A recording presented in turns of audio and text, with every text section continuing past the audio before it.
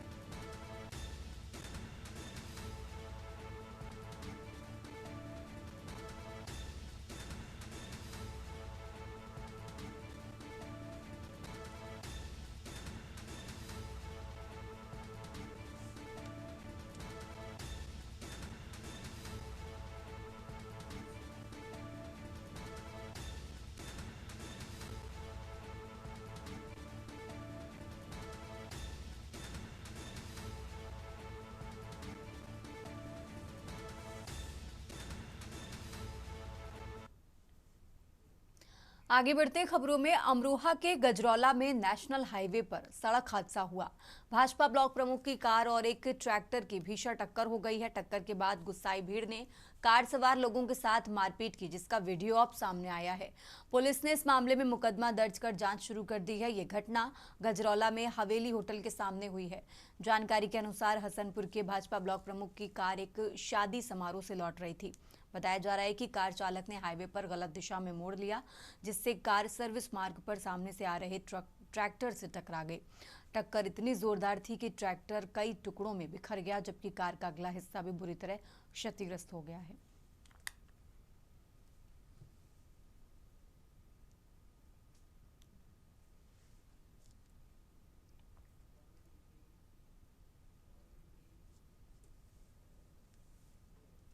और अब खबर झांसी से है, जहां बड़ा गांव थाना क्षेत्र के शंकरगढ़ में हाई टेंशन लाइन की चपेट में आने से पवन खंगार की मौत हो गई है। मऊरानीपुरा कोटरा गांव निवासी पवन खंगार अपनी बुआ हीरा देवी के पास कुछ दिन पहले आया हुआ था। पवन अपने एक रिश्तेदार छोटे बच्चों को लेकर बिस्किट लेने गया था। इसी बीच सड़क के ऊपर निकल रही हाई टेंशन लाइन का तार टूटकर पवन के ऊपर गिर गया। चपेट में आने की वजह से पवन की मौके पर ही मौत हो गई है। मामले की जानकारी मिलने पर एसडीओ अक्षय कुमार मौके पर पहुंचे और मामले की जांच पड़ताल की जा रही है।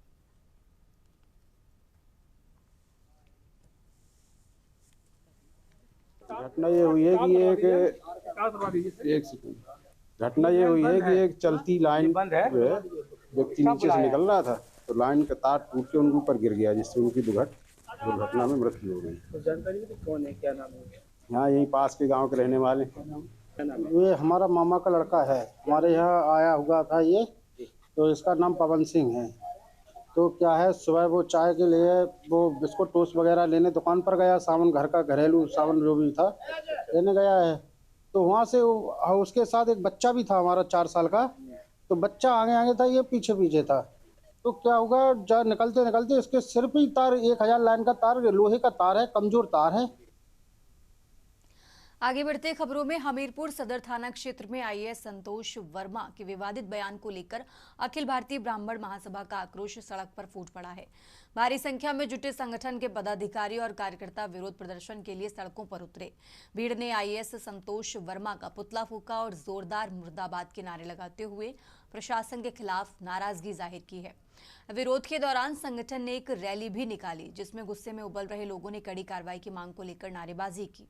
प्रदर्शन के बाद प्रतिनिधिमंडल ने राष्ट्रपति के नाम ज्ञापन जिलाधिकारी को सौंपा, जिसमें आईएएस संतोष वर्मा को तत्काल पद से निष्कासित कर कठोर विभागीय कार्रवाई करने की मांग की गई है।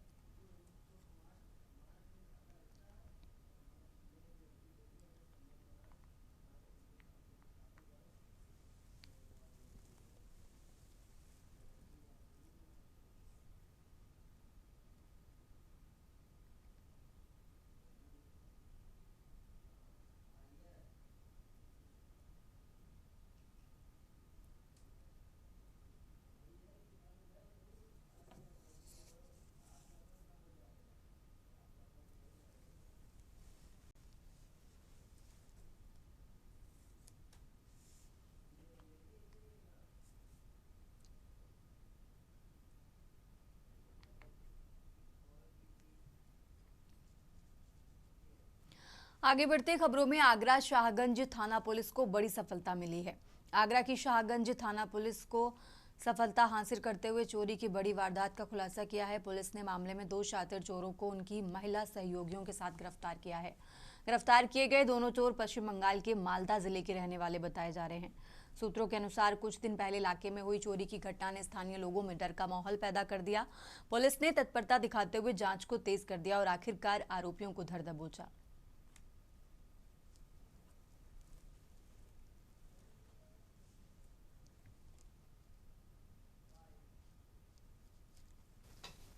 15/16 की रात्रि में आलोक नगर स्थित एक मकान में चोरी की गई थी। परिवार शादी में निकला था, उसके पश्चात चोरी हुई थी और इस संबंध में थाना शाहगंज पर एक अभियोग पंजीकृत किया गया था और अभियोग पंजीकृत करने के बाद भिन्न भिन्न टीम इसके वर्कआउट के लिए निकाली गई थी। उसी क्रम में कल रात्रि को इसको पूर्णतः वर्कआउट कर लिया गया है। एक अबुल हुसैन और फरीद, ये 2 व्यक्ति थे जिनके द्वारा उस घर की रैकी की गई थी और रैकी करने के पश्चात उस घर में इन लोगों ने आपका ताला तोड़कर चोरी की थी।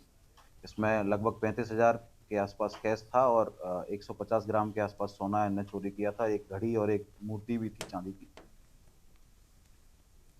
आगे बढ़ते खबरों में फर्रुखाबाद जनपद के कायमगंज स्थित बैंक ऑफ इंडिया शाखा के पास लगा एक जीर्ण शीर्ण विद्युत पोल के सड़क की तरफ पूरी तरह से झुक जाने से किसी भी समय किसी अनहोनी दुर्घटना होने का अंदेशा बना हुआ है, जिसको के न्यूज चैनल द्वारा प्रमुखता से दिखाया गया है।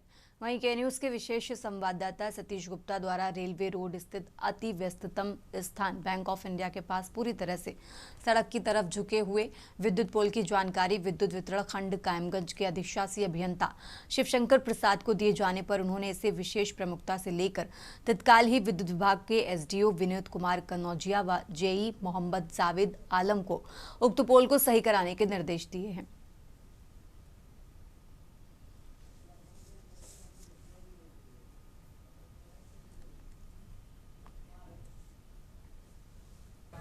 इस संबंध में मैं बताना चाहूँगा कि मैं एसडीओ कायमगंज इस हमारे जो है उपभोक्ता का कंज्यूमर का एप्लीकेशन आया था, जिनका नाम था सतीश गुप्ता, बनवारी लाल गुप्ता, यहाँ के ब्यूरो चीफ हैं। तो उन्होंने बताया था कि बहुत ही जर्जर स्थिति में है पोल और किसी भी समय जो है हादसा हो सकता है पोल गिरने से। चूँकि पोल रोड के किनारे ही था, मौके पर मैंने जेई के साथ में स्थलीय निरीक्षण किया। स्थलीय निरीक्षण करने के उपरांत देखा कि हाँ वाकई में खतरनाक है, तो संबंधित लाइन स्टाफ को बुला के और उसको जो है संबंधित अवर अभियंता की मौजूदगी में उसको तत्काल हटवाया गया। और अब खबर कानपुर से है, जहां कानपुर के उर्सला अस्पताल के बाहर बैटरी रिक्शा और ऑटो रिक्शा का आतंक लगातार बढ़ता जा रहा है। हालात ये हैं कि अस्पताल के मुख्य गेट पर दिन भर जाम की स्थिति बनी रहती है। एम्बुलेंस तक को निकलने में भारी दिक्कत होती है। नतीजा मरीजों की हालत और बिगड़ जाती है। डॉक्टर से लेकर तीमारदार तक सभी परेशान हैं। मामला सिर्फ उर्सला अस्पताल तक ही सीमित नहीं है। फजलगंज चौराहा, जरीब चौकी और हैलट पुल, इन सभी स्थानों पर जाम की स्थिति ऐसी ही गंभीर बनी रहती है। कई बार एम्बुलेंस जाम में फंस जाती है और समय पर इलाज न मिल पाने की वजह से मरीज की मौत भी हो जाती है। सबसे बड़ी चिंता यह है कि कई कम उम्र के बच्चे बिना लाइसेंस ई रिक्शा और ऑटो चलाते हुए नजर आते हैं, जिससे सड़क सुरक्षा पर बड़ा सवाल खड़ा होता है।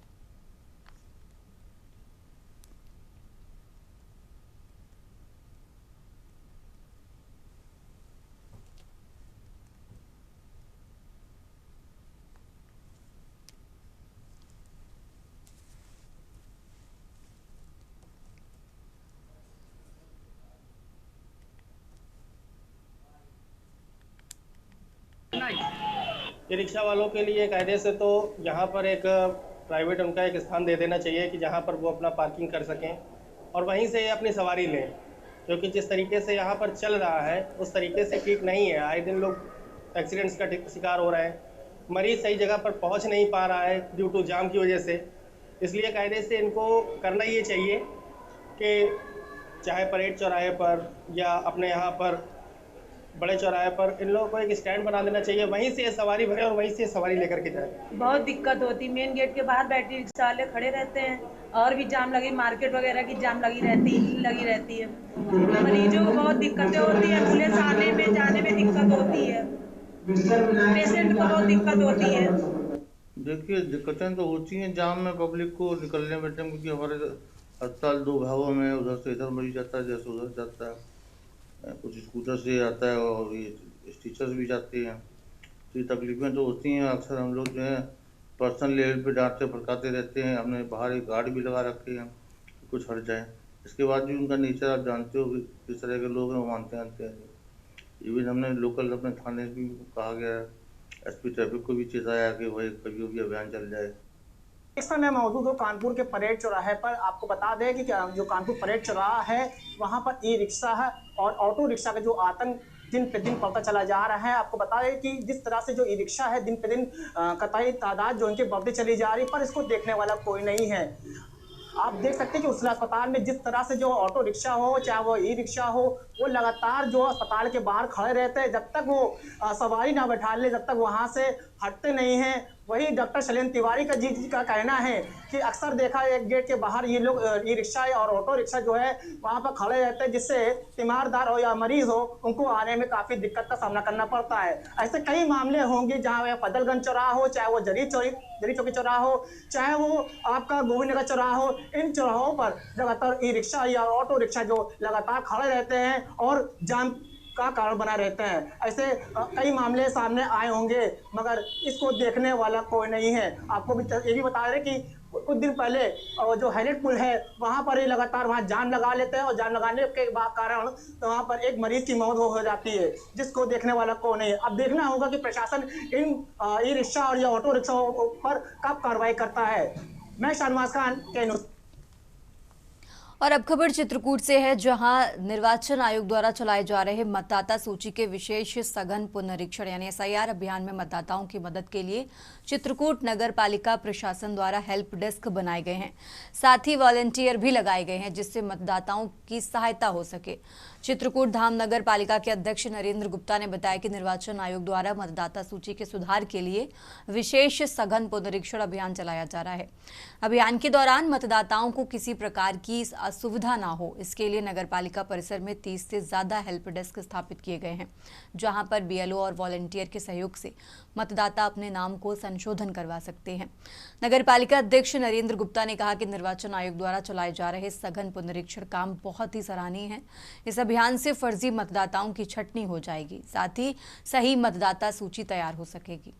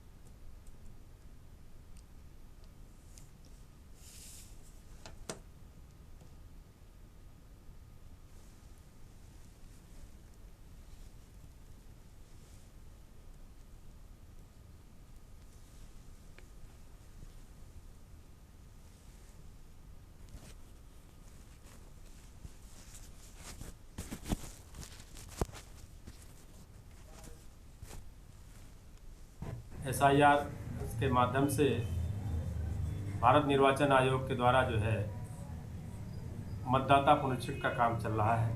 मैं सभी नगरवासियों से, जनता जनार्दन से अपील करना चाहता हूँ कि जो आज़ादी के बाद हमको वोट देने का अधिकार मिला है, इस अधिकार से वंचित न रहें और सारे लोग मिल करके इस एसआईआर में मतदाता सूची में अपना नाम अंकित करावें। और सबसे मेरा अनुरोध है कि जिन लोगों के नाम 2 जगह हैं वो एक जगह ही रखें, क्योंकि कानून अब बहुत हो गया है। और जो भी ग्रामीण अंचल में रहना चाहता है वो ग्रामीण अंचल में अपना नाम दर्ज करावे, जो नगर अंचल में रहना चाहता है वो नगर अंचल में अपना नाम दर्ज करावे। आगे बढ़ते खबरों में, भ्रष्टाचार के खिलाफ चल रही कार्रवाई के बीच चित्रकूट जिले की सदर तहसील करवी में एक बार फिर एंटी करप्शन टीम ने बड़ा एक्शन लिया है। टीम ने तहसील में तैनात कानूनगो ओम प्रकाश सिंह को घूस लेते हुए रंगे हाथों गिरफ्तार कर लिया। कानूनगो ओम प्रकाश सिंह जो करवी तहसील में तैनात है, कानूनगो ने एक पीड़ित से चकबंदी के नाम पर करीब 5,000 रुपए की रिश्वत की मांग की। पीड़ित की शिकायत पर एंटी करप्शन टीम बांदा ने जाल बिछाया और को रिश्वत देते हुए मौके पर ही रंगे हाथों गिरफ्तार कर लिया है।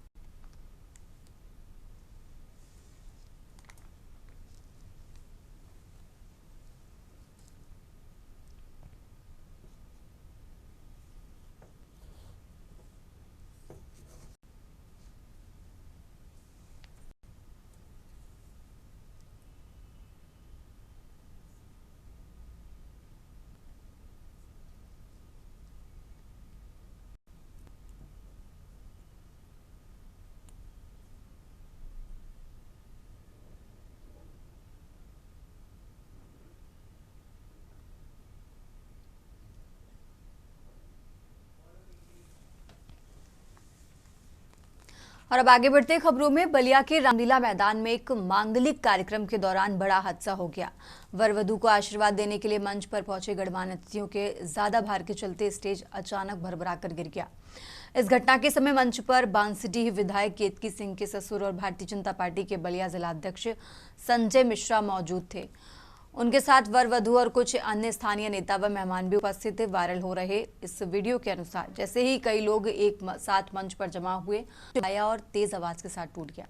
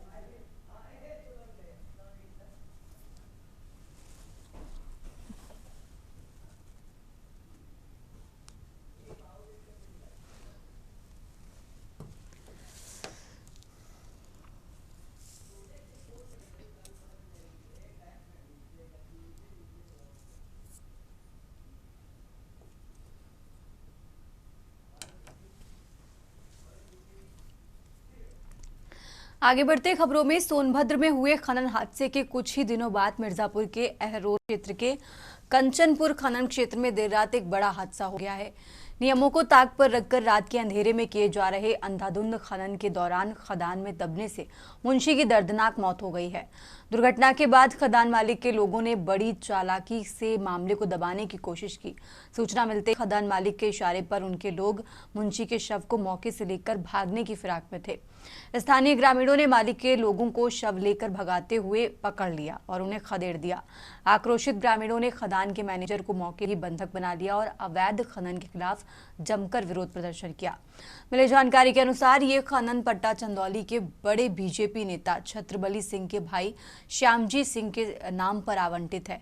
आरोप है कि पट्टा धारक द्वारा नियमों को ताक पर रखकर रात के समय में अंधाधुंध खनन कराया जा रहा था।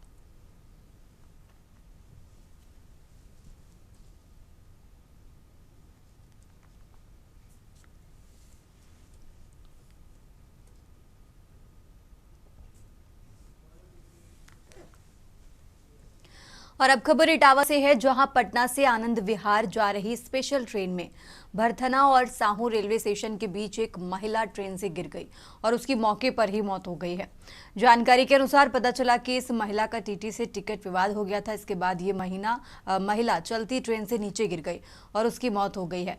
परिजनों का आरोप है कि टीटी ने विवाद के बाद सामान भी 4 किलोमीटर पहले फेंक दिया था और उसके बाद धक्का देकर गिरा दिया, जिस कारण से उसकी मौत हुई। मृतक महिला के जीजा अनिल कुमार ने पुलिस को अपने शिकायती पत्र तहरीर में आरोप लगाते हुए कहा कि मृतक महिला आरती यादव कानपुर स्टेशन से स्पेशल ट्रेन के एसी कोच के 11 नंबर सीट पर सवार थी। उसका रिजर्वेशन था और वो अपनी दवा लेने के लिए दिल्ली जा रही थी। गलती से गलत ट्रेन में चढ़ गई और जैसे ही वो अर्थन रेलवे स्टेशन के पास पहुंची तो वहां टीटी संतोष कुमार ट्रेन में टिकट को लेकर आरती से विवाद करने लगा।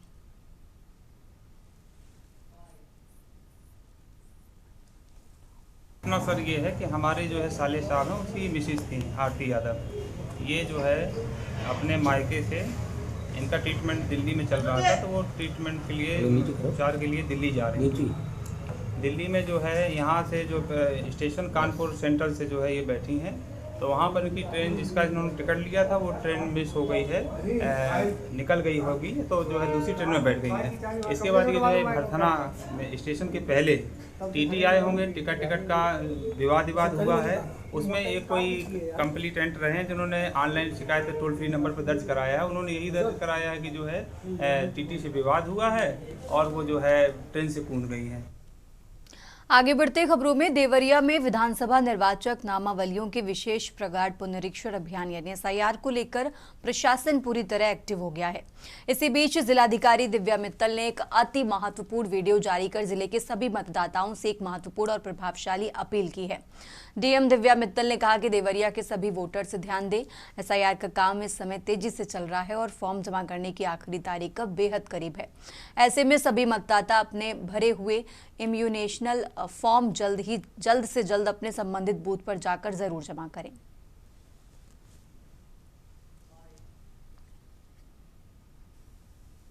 मैं सभी देवरिया के वोटर्स को बताना चाहती हूँ कि इस वक्त SIR का काम जो है बहुत तेजी से चल रहा है और अब हमारा फॉर्म के सबमिशन की अंतिम तिथि भी नजदीक है। तो मेरी आप सभी से अपील है कि कृपया अपने भरे हुए एन्यूमरेशन फॉर्म्स को अपने बूथ पे जाकर जमा कर दें। लगातार बूथ पे हमारे कर्मी आपका फॉर्म लेने के लिए उपस्थित हैं।